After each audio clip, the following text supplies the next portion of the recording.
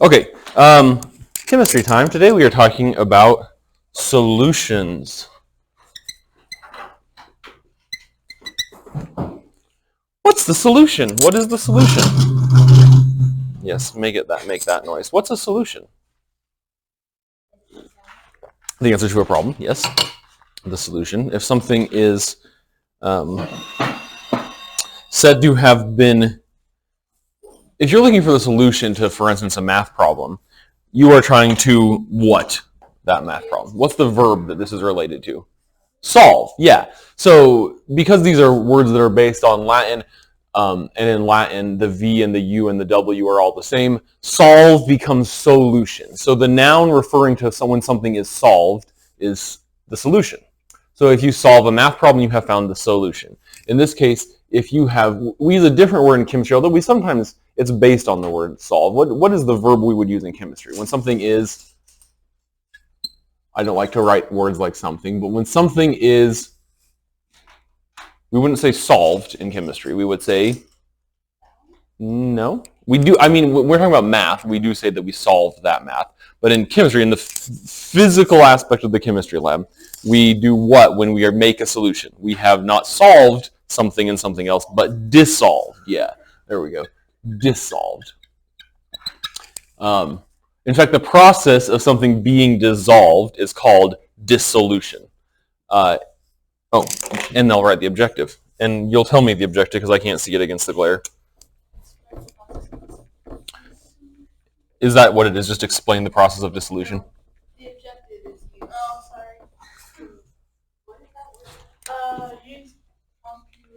use computational analysis. Use computational analysis to determine scale, proportion, and quantity. Oops, that should not have a comma there. It should have a comma after scale. Scale, proportion, and quantity in solution chemistry. Now, the reason I have phrased it in that apparently very long-winded way, judging by the size going on in the audience, computation analysis is what? That's kind of like, for one thing, it's one of the science and engineering practices. Do you see number 5? Using mathematics and computational thinking. That's one of them. So I've chosen that because it's a science and engineering practice. What is basically, when I say computational analysis, what general thing are we doing? Yes. What subject in school are we doing when you use computational analysis? I should say computational analysis. Math. This is the opposite of an abbreviation. This is long form for math. So we're going to use math to determine what? Scale, proportion, and quantity. Where do you think I got that phrase from? The CCCs. Yeah, one of the CCCs is, let's see, according to that, it's the third one, the one with the picture of the elephant. Scale, proportion, and quantity. Scale is how big things are compared to each other. Proportion is how big things are compared to each other. And quantity is how many things there are. And so we're dealing with, basically, fancy way of saying, I don't think it's that fancy, math, numbers, solution chemistry. That's what we're doing. We're using math and numbers to do solution chemistry. And as we said, a solution is the physical result, right? In math, we don't have a physical solution, usually. It's kind of a spiritual solution. But in chemistry, you're talking about a physical solution is the product of when something is dissolved. So something has been dissolved. You are aware of dissolution in your life. If I have a cup of water and I put into it something that might dissolve in water. Sugar or salt. Let's do salt. It'll be easier if we do salt for now. So sodium chloride. What's physically happening here, I said that solutions are a physical product when something is dissolved, is that within the water, you know that water is made up of, someone should go back to chemistry class in high school. Oxygen with 2 little hydrogens, right? You know this one? You remember this? You'll hopefully remember from the last chapter that these have intramolecular molecular bonds between them, in this case hydrogen bonds, where the relatively positive end hydrogen is attracted to the relatively negative end hydrogen or oxygen over and over and over, forming kind of a pattern of hydrogen bonds between the molecules.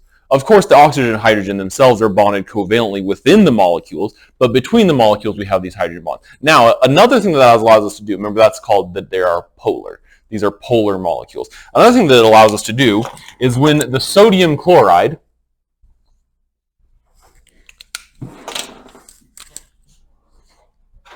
oh, this is not the world's best marker. When the sodium chloride, which, remember from chapter 7, is composed of a sodium, positive sodium, and a negative chloride ion, when that, what are these things held together by? The electromagnetic force. When this comes into contact with the water, it's ripped apart. Destroyed. I mean, not destroyed in so much as that, but as a physical sodium chloride, it is ripped apart because the sodium, instead of being attracted to the chlorine now, is attracted to the negative end of the water molecule, and the chlorine is attracted to the positive end of the water molecule. And that happens over and over and over again. And so that's why when we see something dissolve, like salt, it almost seems silly to talk about because you've seen this your whole life. The salt starts out as a white powder, and you put it in the water, and now it's gone. That's what, where'd it go? It's magic. It's like magic because it's been ripped apart by the water. If you put in enough, you will either start to notice a change in volume, like there will be evidence that the salt is not just disappearing, or it will start to settle out on the bottom because this can only happen so much. There's a amount that is soluble. And that's a word we use is soluble. So we would say that sodium chloride is soluble. It is able to be dissolved. A solution forms. So this now is called a solution. The whole thing together is called a solution. So because something has been dissolved. What was dissolved? And that's called the solute. And what did the dissolving? Specifically in this case, water, and that's called the solvent. So the solvent does the dissolving. These are vocab words. The solute is what is dissolved, and the solution is the combination of those when they have been dissolved. This was an easy and classic example of salt in water, but there are other examples. There's a table I really like. I really, really like. On page, on page 477, if you want to, that's about the first page of the chapter. I'm going to keep my finger in my other page. I'm going to show it to the camera so that apparently some of us still aren't here, even though I specifically asked. Is that, no one can tell if that's showing up, but it probably is, right? No, up, right? Which one? The green table on the top. Up? That way. Is that really where it is? Okay. So this is a cool table of the different names of some colloids, which are, colloids are not quite solutions, but they are dispersions of a certain type of matter within another type, kind of like a solution. And so in these, when matter is just physically dispersed in a colloid, when matter, did they say they didn't want to, or? Okay, well that's fine. So when something is dispersed in another thing, we might call that a colloid. And so a colloid is not exactly a solution, it's not dissolved, but a colloid is when particles, is that showing up on the camera, that color? Somewhat, yeah. Okay, so matter dispersed, kind of just physically spread out in other matter. So that's a kind of, that's related to solution, except instead of being actually broken up by the solvent, it's just spread out in the solvent. And we have those different types here. So there's a solid sol, a solid emulsion, an emulsion, a solid foam, a solid aerosol, and a liquid aerosol. And that all depends on, we name them differently depending on what state of matter the dispersing medium is, which is kind of like the solvent, and what state of matter that which is being dispersed is. And so if it's a solid dispersed in or among another solid, that's called a solid sol. If it is a solid dispersed in a liquid, that's called a sol. et cetera, and it goes on. And these are all things that are very familiar to you. These are all, the examples are kind of things that, like, when people first in third grade learn about solids, liquids, and gases, they'll say things like, well, what's shampoo? Is that a solid or a liquid? And it's a solid dispersed into a liquid, which is a gel, which we would call a solid, a sol. It's a gel, which is a solid particles of soap, in this case of shampoo, dispersed into a liquid, which is water. And so there's kind of this gray area, this like blurred line between what is a solid and what is a liquid in a lot of things that we deal with around us physically. A lot of the stuff in your body, you're solid in a sense, but you know that you're mostly liquid. And so a lot of, like, your cells, in a way, are either a solid emulsion or an emulsion or a sol, because they're either solid particles dissolved or dispersed in a liquid, or liquids dispersed in other liquids, et cetera, et cetera. And so there's this gray area, which is called colloids. And remember, that's related to solutions in that they are both a way for matter to be kind of spread out in other matter, but specifically in a solution, that which has been dissolved is broken up. So it's not only spread out, it is chemically, I said destroyed, or that's obviously not true. The sodium chloride are not destroyed. They are separated from each other. Still sodium, still chloride ion, but now they're separate. Instead of being sodium chloride, it's sodium and chloride dissolved in water. Let me get back to my page that I said I was going to keep my finger in and didn't. Another thing about solutions, and this is to some extent true for colloids too, but you know that there are different strengths of solutions. So, like, even just when we have tea, not Tatum, but when the rest of us have tea, Tatum, it's not that Tatum's not offered tea, but she doesn't like it.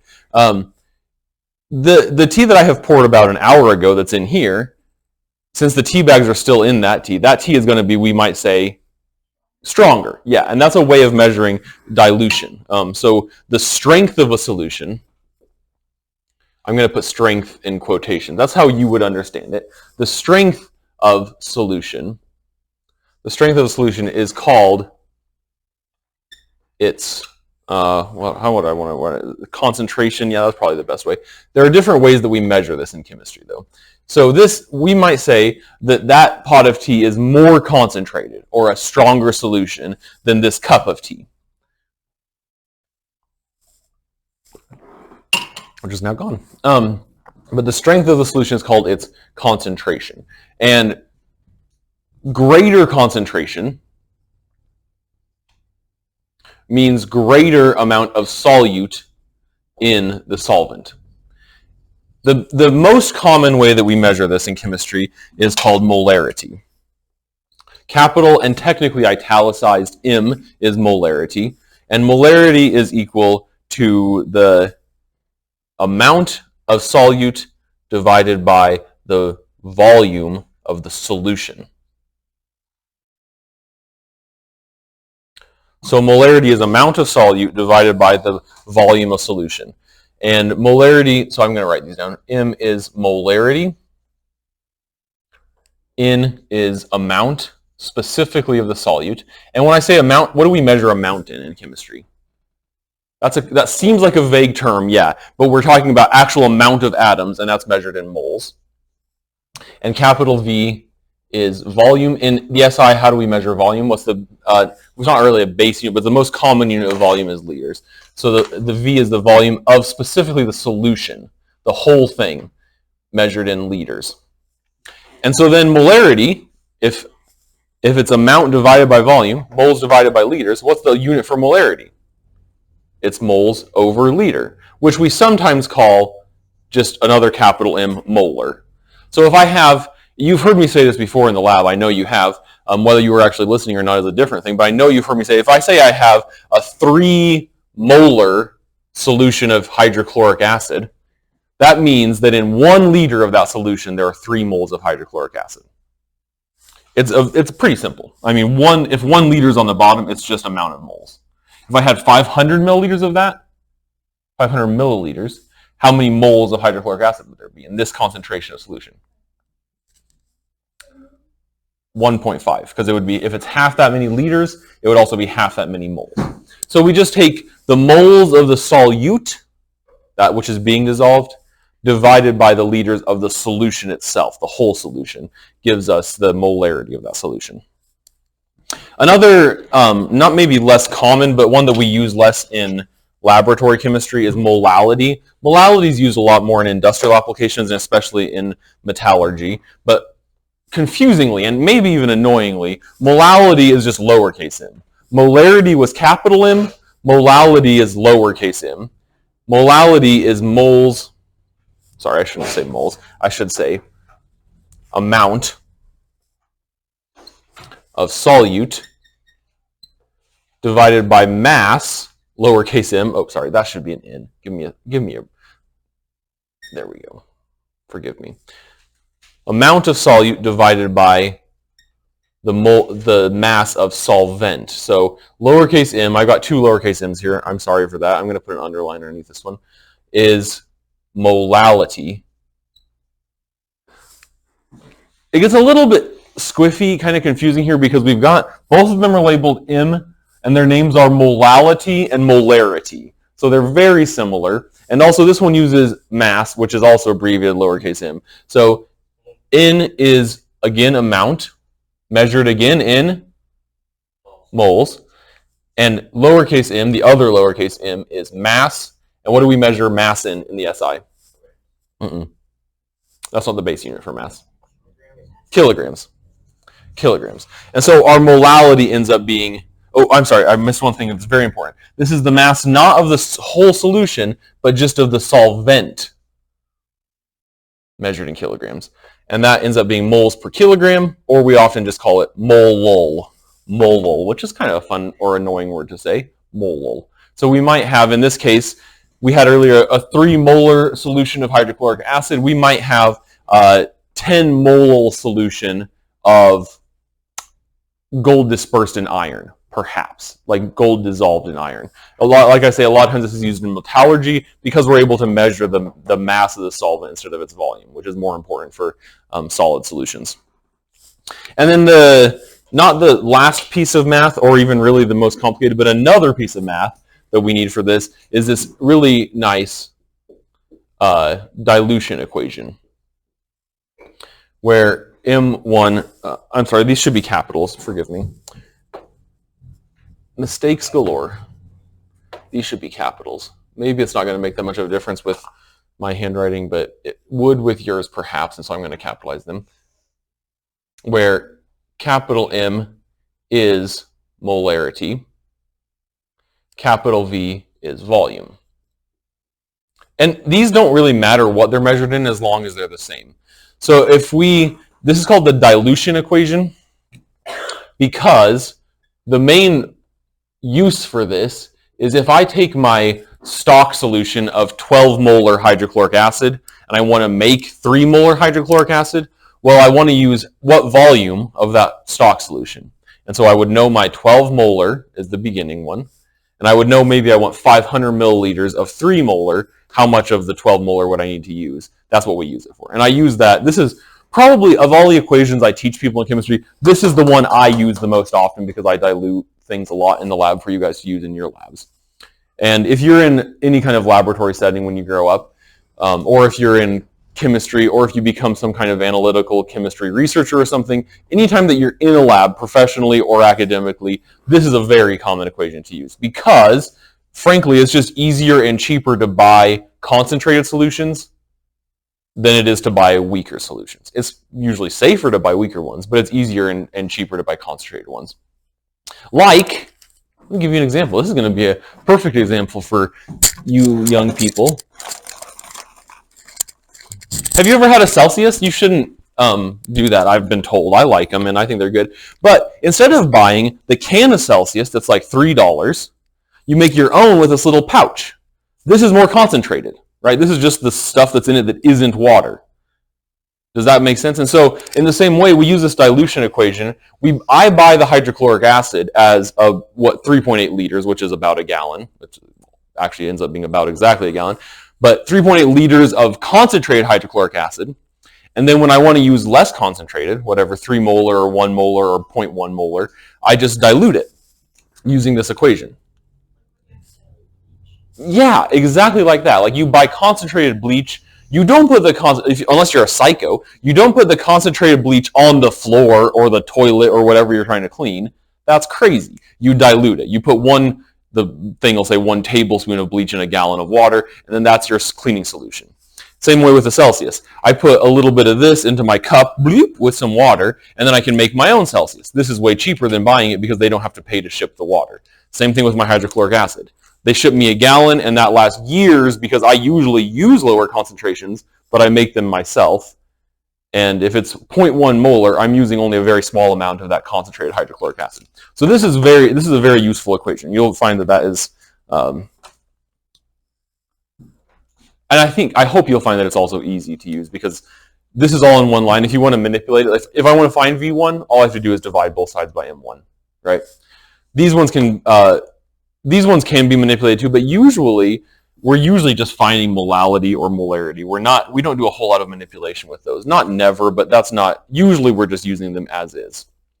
So that's how we measure strength of solution. And then these are quantitative measurements of solution, like with numbers, but we could say we have a strong or a weak or a dilute or a concentrated solution. Those are qualitative ways, but we also use the kind of like hemi-qualitative, kind of qualitative, kind of quantitative words: unsaturated, saturated, and supersaturated solutions.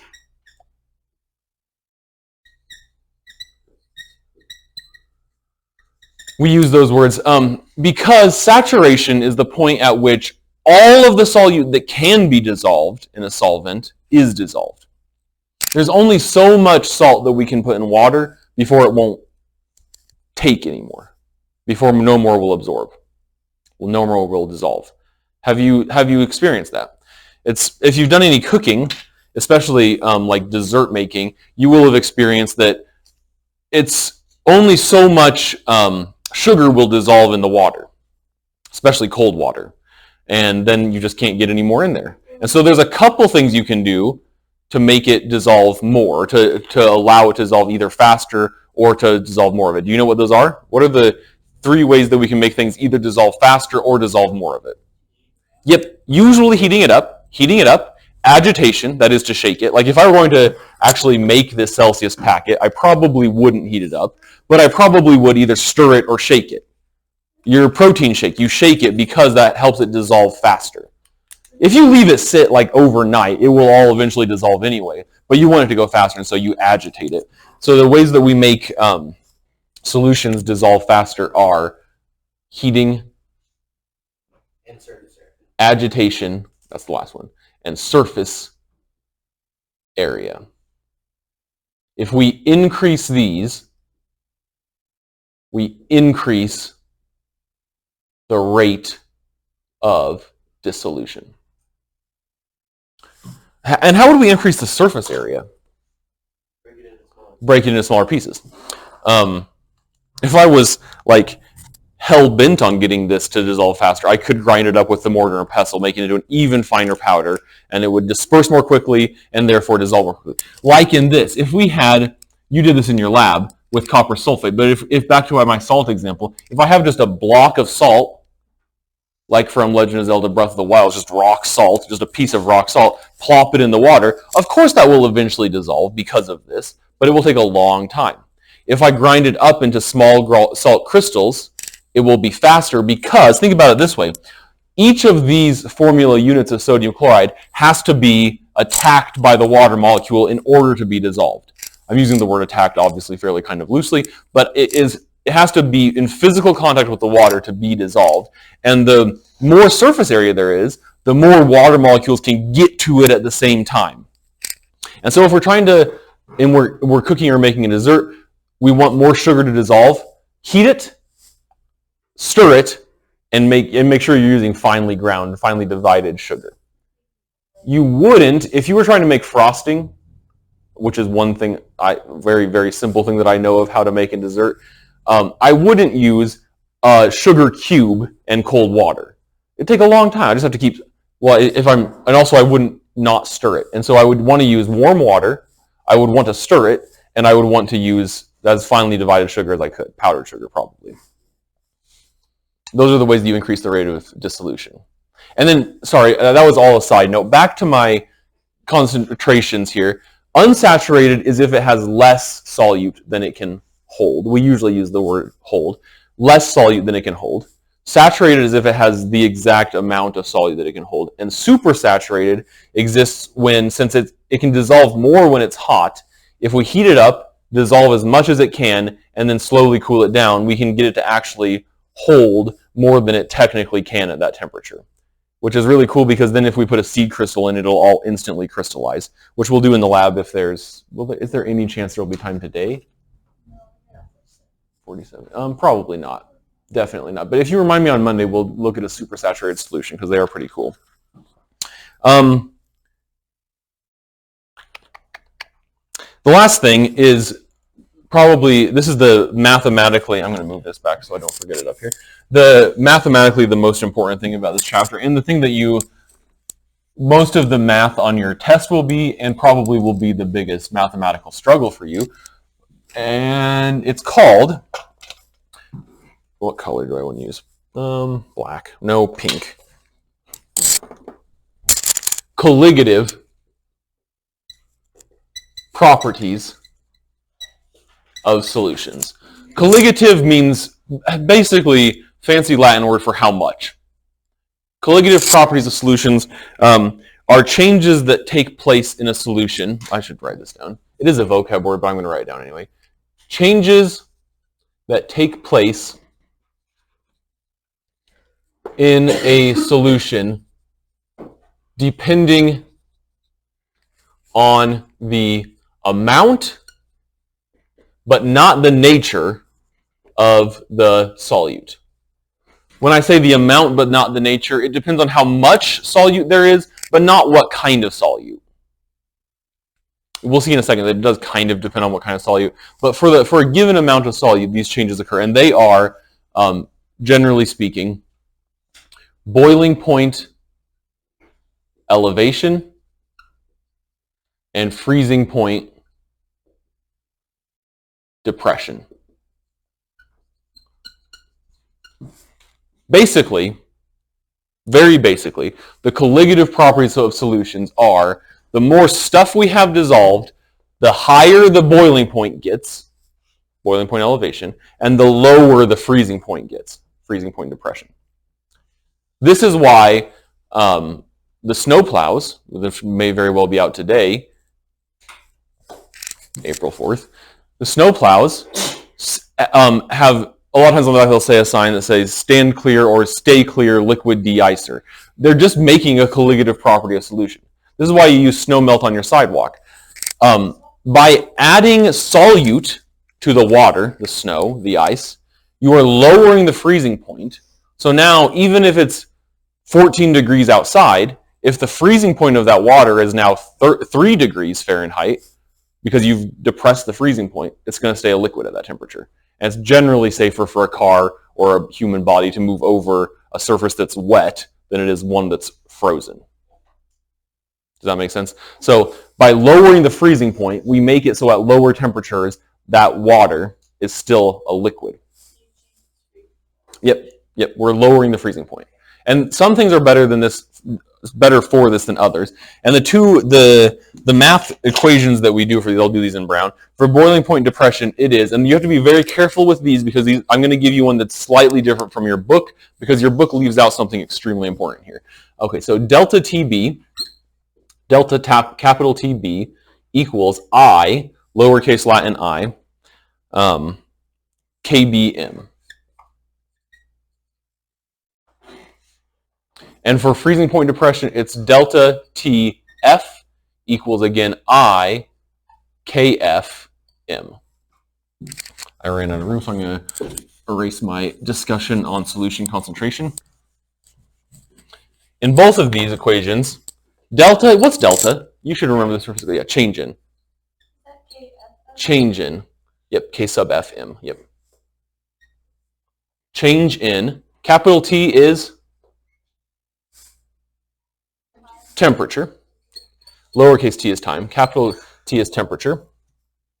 The little lowercase b is boiling point, and the lowercase f is freezing point. So we're finding, in both of these, we're solving for how much the freezing temperature will change going down, or how much the boiling temperature will change going up. We add delta TB, we subtract delta TF. And then I, this is very important, your book does not include I, so you need to write this down, and someone needs to make sure Will watches this video. I guess I will do it. I is what's called the Van't Hoff factor, and we'll talk more about that in a second. We better hurry and talk more about that. K is the freezing, no, sorry, I shouldn't say freezing, is the molal boiling or freezing constant. And these are known values. You look up K. It's either given to you in this class since you're learning this, or if you were using it in the wild, you would look it up. And then M is molality. We always use molality for these, which see over here for molality. What's the word after boiling? Constant. For this class, on your assignment and your test, you'll be given KB or KF. There is a table in the back, but you'll be given KB and KF. M is molality, which you calculate using this. If you have to, it might be given, but if you have to, you calculate using this. T is the change in, or delta T is the change in temperature. So if we do this and we get 3.0 degrees Celsius for this, that means the boiling point is now 3 degrees higher. We add that to the normal boiling point. If we get 3 for this, we subtract that from the freezing point that would be given. And now the last thing before I finish the video, and the last thing for this, is the Van't Hoff factor. And this is basically how many things will be in, I'm going to put things in quotes, I hate that, in solution. So for example, the best way I think to do this is an example. If it were sodium chloride being dissolved, we have sodium ion and chloride ion. That's how many things? 2. So for sodium chloride, it's 2. For calcium chloride, we have calcium ion and 2 chloride ions. So how many things is that? 3. And for covalent compounds like sugar, C6H12O6, for covalent compounds, it's always 1. So kind of the rule is how many things will separate out in solution as a number. We just multiply it by that. If it's covalent, it's always 1. So just looking at this, what would be the better thing for me to use on my sidewalks to make sure they stay melted? Make sure the freezing point gets depressed below the air temperature. Sodium chloride, calcium chloride, or sugar? Calcium chloride, because whatever number I get in here, whatever my molality is, whatever the molal or freezing point depression constant is, I'm going to multiply it by 3. If I use table salt, I'm going to multiply it by 2. If I use sugar, I'm not going to multiply it at all. So that's why we would use things like magnesium chloride and sodium or calcium chloride usually for this. Also, last thing, if you remember from your lab, Will and you, if you dissolve calcium chloride in water, even in ice water, it actually increases the temperature. Calcium chloride is a very common like sidewalk melt because of those things added together. It warms up when it dissolves in water, and its Van't Hoff factor is 3. Oh, questions? I should say questions. You got it. Not you. You have a video to watch. Bye.